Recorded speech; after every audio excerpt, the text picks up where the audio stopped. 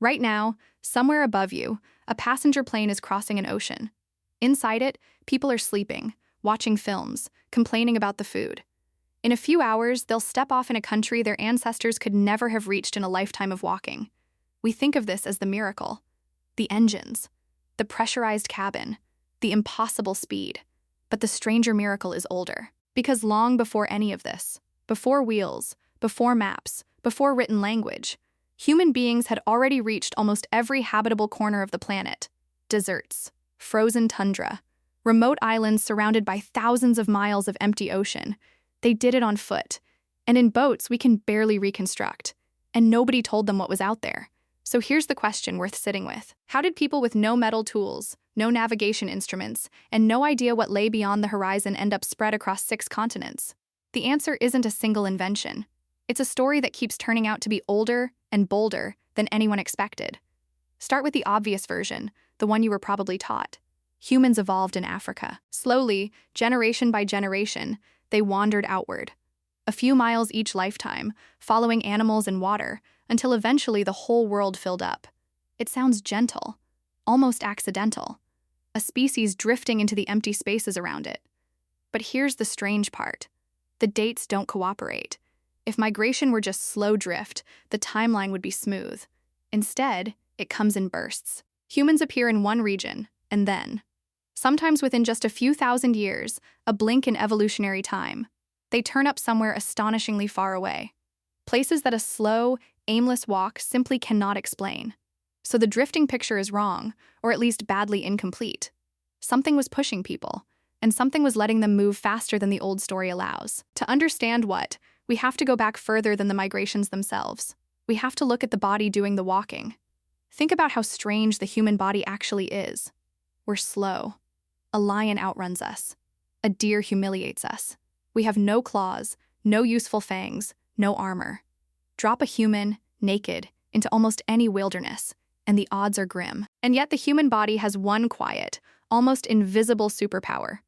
We are among the greatest endurance travelers on Earth. Here's why. Most animals cool themselves by panting, and panting only works well when they stop moving. Humans cool themselves differently, through sweat, across nearly hairless skin, while still in motion. It means a human can keep going, hour after hour, in the heat of the day, long after a faster animal has to stop and lie down in the shade. There's a hunting technique that still exists in parts of the world that shows this perfectly. A group of people simply chases an animal. Not in a sprint, in a slow, relentless jog. The animal bolts ahead, then has to rest. The humans catch up. It bolts again, rests again, catch up again. Hour after hour, until the animal, unable to cool itself, collapses from heat stroke while the humans are still, calmly, walking. We didn't conquer the world because we were strong. We conquered it because we didn't stop. But endurance alone gets you across a plain. It doesn't get you across an ocean. And that's where the story takes its first genuinely shocking turn. For a long time, there was a comfortable assumption in archaeology. Early humans, the thinking went, hugged the land. They spread across continents on foot because that's what land animals do. Water was a barrier.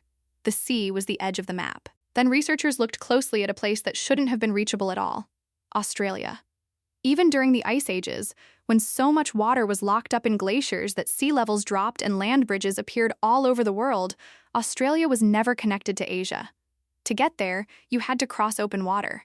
Not a river. Not a narrow strait you could see across. Deep ocean, with stretches where the destination is completely below the horizon. Invisible.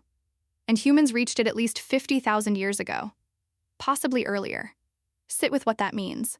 50,000 years ago, before agriculture, before cities, before anything we'd call technology, human beings were building watercraft capable of crossing open sea. And they weren't blown there by accident once. The evidence suggests repeated, deliberate crossings. Enough people, enough times, to start a lasting population.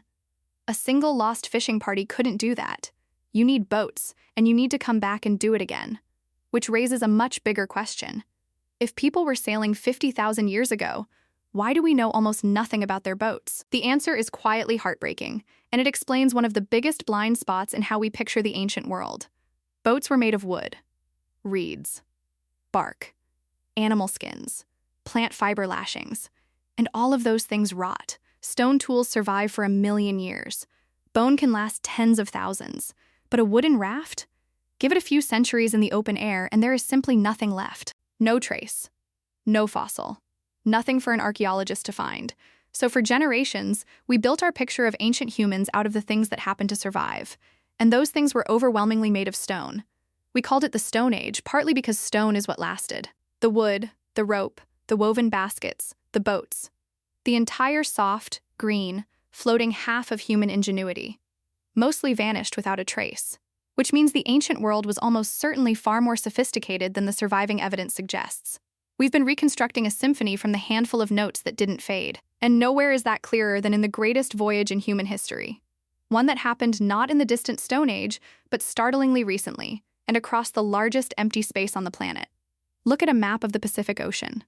Not a small map. A real one, showing the full scale of it. It's mostly nothing. Water stretching for thousands of miles, with tiny specks of islands scattered across it, some hundreds of miles from their nearest neighbor. Dots in an emptiness so vast that if you set off in the wrong direction, you would simply sail until you died. Every one of those inhabited dots has people on it, and they didn't swim. The Pacific Islands were settled by one of the most extraordinary seafaring cultures the world has ever produced, the ancestors of today's Polynesians. Starting from the Western Pacific and pushing east over centuries, they reached islands separated by distances that would terrify a modern sailor. Hawaii, Easter Island, New Zealand, a triangle of ocean bigger than any empire that has ever existed on land. And here's the part that breaks the brain.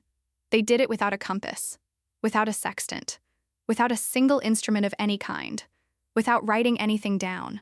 For a long time, Western scholars refused to believe it was even possible. Surely, they argued, these islands were found by accident, canoes blown off course, landing by pure luck.